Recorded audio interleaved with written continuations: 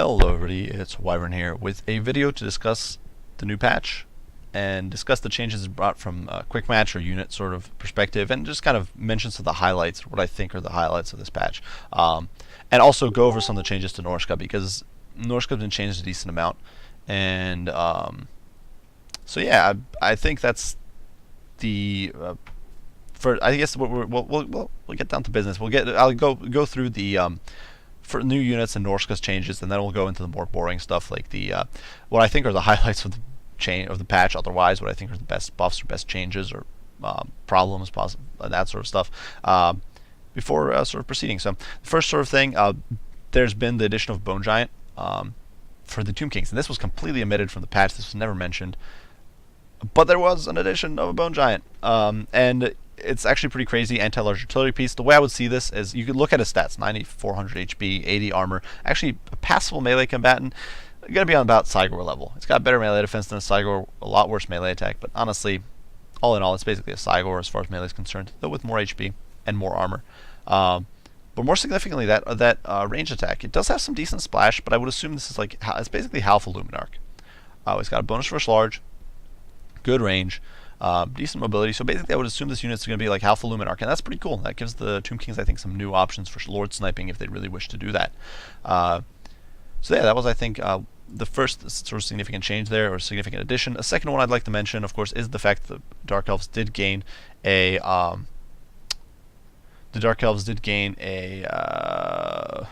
I can't even think. The Dark Elves did gain the Feral Manticore. So nothing too fancy here. Honestly, the Feral Manticore is still garbage, but it does give them a little more of an option in the air. Definitely a decent, well, not even decent. It's not a good unit, but it is an addition.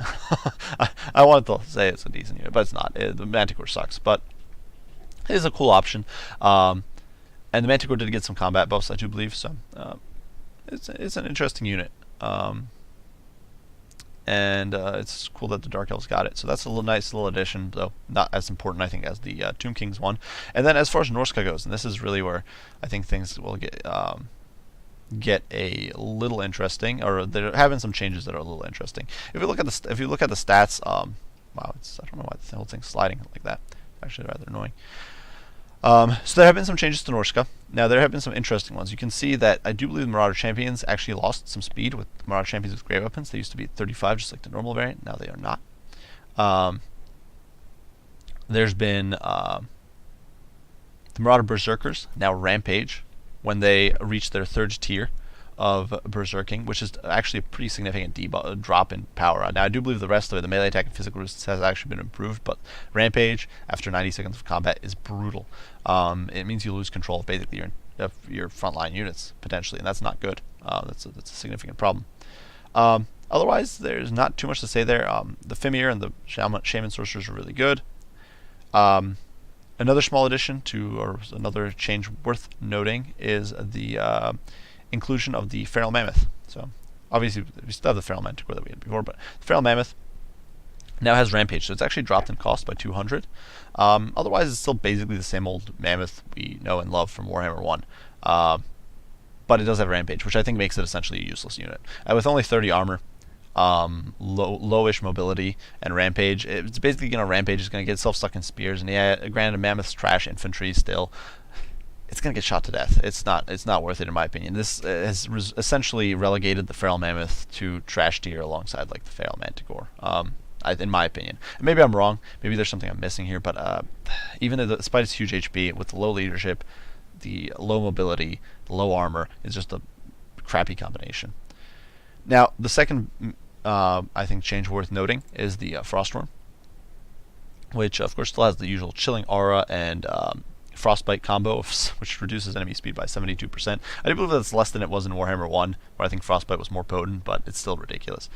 Otherwise, actually, there's not much different about the Froststorm, but it did get a Frost Breath attack, so it's basically a cheap dragon.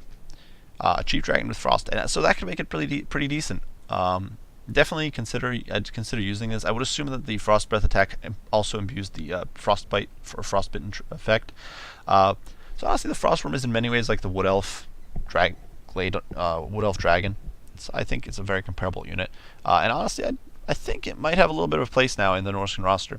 It's still difficult because you can't heal it, but it's definitely a bit of a buff. So those are really some of the main changes I think were worth noting. The addition of Rampage to certain units, debuff the speed I think on the Marauder champions with great weapons, and the Frostworm, as well as of course the Giant. So and otherwise the faction is largely the same as what we know and remember from Warhammer 1. You still have the usual Troll, Norscan Ice Trolls. Skin Wolves are still crazy good against heavy units with their Frenzy and their anti-large bonus of, I do believe, 30. And still crazy. Fimir are still very solid. They still hit like trucks. They still have AP, armor sundering, and all that sort of stuff. So really not much has changed in that sense, but I did want to bring up those small little changes there because I did think they were worthy of notice. Now, as far as highlights of this patch, well, I guess it might actually be worth also noting some of the faction-specific units. Avralorn is getting access to, of course, faction-specific tree spirits. Now, they are actually more expensive than the ones for the Wood Elves, which is a little interesting. I'm not entirely sure why that is. Their stats are not any better than the Wood Elf variant. But you can now get Dryads as the High Elves if you play as Avralorn. You can get Treekin. You can get a Tree Man. Now the stats are not any better. They're not any different than the Wood Elf variant. We can actually even do a comparison if that is. But for example, we can just drop this guy. It doesn't really matter. The Tree Man has the identical stats. The only difference is that he's 75 cheaper for the Wood Elves. That makes sense, but nonetheless, this does open up some new synergies for the High Elves, which I think is worth noting. That you can now have much more viable Vanguard build between Shadow Walkers, the Grey, Dryads, and all that sort of stuff. You have much more potential to do Vanguard builds. Treekin with White Lions could potentially help the White Lions hold their own. Treemen, and I don't think they're really useful. But if you're looking for a Terror Bomb, you're better off with a Dragon or a Phoenix. But otherwise, I think it's pretty good. Nagaroth also got its own unique shooting units. They get their dual-wielding Shadow Walkers. I'm not a big fan of these units. I know some people were already showing them off, and of course with those who got early access were showing them off already and getting good use out of them. But honestly, for their cost, I don't think they're that good. At 1,100 gold, they're very expensive. Granted, they can crush infantry and annoying sort of chaff units to try to shut you down, but still, they're going to get run down by cav pretty hard, and they're very expensive. I'd rather have a unit of Weight Watchers for this sort of cost. So I'm not the biggest fan, but it is an addition for Alithanar. It's a faction of Nagaroth, so cool stuff there. Of course, it is worth noting, you can't really go through this without mentioning the bug for our good old killer here, Crone Helbron, who currently, I do believe it's her sword, the Cursed Blade. This effect doesn't work properly. It's currently absolutely OP, and it lets you melt entire armies in seconds. So just to be aware, Cursed Blade's really strong and really needs a nerf. Otherwise, Crone Helbron, she's probably a fairly balanced lord, to be honest. Very glass cannony, which is acceptable, I think. That's okay. She has no armor. She has low HP. I think that's a pretty acceptable price to pay. But I definitely the brokenness of Cursed Blade right now makes her basically unbeatable. And yeah, the greenskins WoW rework I think makes units or heroes like Grimgor much more viable. Grimgor also gains some melee defense, but WoW now is a map-wide effect to melee attack, speed, and charge bonus. So I think that's a huge buff to it. It's a huge rework, and I think it makes makes some lords much more viable. Because of course now Wurtzag also gets access to WoW. He gets it. You can see there. So he can do basically a double whammy of Here We Go and WoW, and then Fists of Gork. You can just stack those abilities one after another, get a huge impact that way. So something to keep in mind. WoW's been changed. Trying to think of other highlights. Empire got some changes, which they've needed, though I don't think they really helped them that much. The Great Ken has supposedly become more accurate. Haven't really seen it in game. Sunmaker and the Hellstorm Rocket Barrier are both now cheaper, but they are still horribly inaccurate. And I did some testing, and they still suck at actually hitting and killing units. They are now AP as well. And actually a lot of the damage is AP. If you look, most of it by far is AP, which is great. Or in theory. In practice, they miss 90% of their shots, which, and when I say 90%, I literally mean 90%. Most of my volleys of 9, you'd see like one rocket hit. So it's still a disaster. I don't think the Hellstorm rockets are good. I don't think the Hellblaster is cheap enough still. I think it's still way overpriced for what it does. Too easy to kite, too easy to skirt around. Hammer of Witches is also dropping in price, which is nice. And the Luminarch, I think, is the one that got a viability buff. More ammo, a slight drop in damage, but a huge drop in cost. I think is going to put the Luminarch back in a more competitive position. Steam Tank, I got some changes. It's got bonus versus infantry and more HP. A lot more HP, like 1500 more HP, but it still has vigor loss. It still doesn't have. It's still susceptible to poison. It's still not a good vehicle. It's still screwed. It honestly needs something different, and I don't know what, but it's not good right now. So yeah, I think that was worth noting there.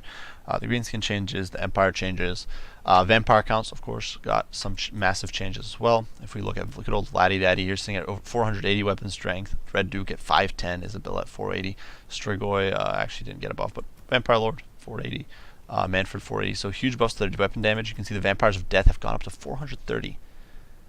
And these guys used to be at 300. I do 330. So now if you're playing as Isabella in quick campaign, you get plus 25% damage. That means you're going up to 537 damage on your vampires. So huge buff for these guys, damage wise. Otherwise, there were buffs to HP pools for Chillgeist and Dire Pack. So buffs there. Nerf to the Mortis engine, of course. Nerf to the Terrorgeist, somewhat surprisingly. Blood Knights are also now better, which was worth noting. More AP damage, which is very good. They needed it. And yeah, I think those are really the most significant changes. So definitely changes. Norska has some units that now Norska has rampaging units, rampaging berserkers, which is not great, but viable. And then the Mammoth, which rampages in this trash. It also got breath attacks on its Frostworm. Tomb King's got an entirely new unit with the advent of the Giant, which is completely omitted from any patch notes and is awesome to see. And it's cool that they actually fleshed out it's kind of cool to see that CA cares enough to sort of flesh out a roster, even though after they've released it, and it was already one of the most complete rosters in the game on release. And the fact that they still went back and were willing to implement a unit that was missing is awesome. I definitely kudos to them for doing that. Otherwise, I guess I should mention all the Mortis Engine effects in the game have actually taken that same Mortis Engine nerf. They all require you to be in melee now, except for Marathi's bugged one.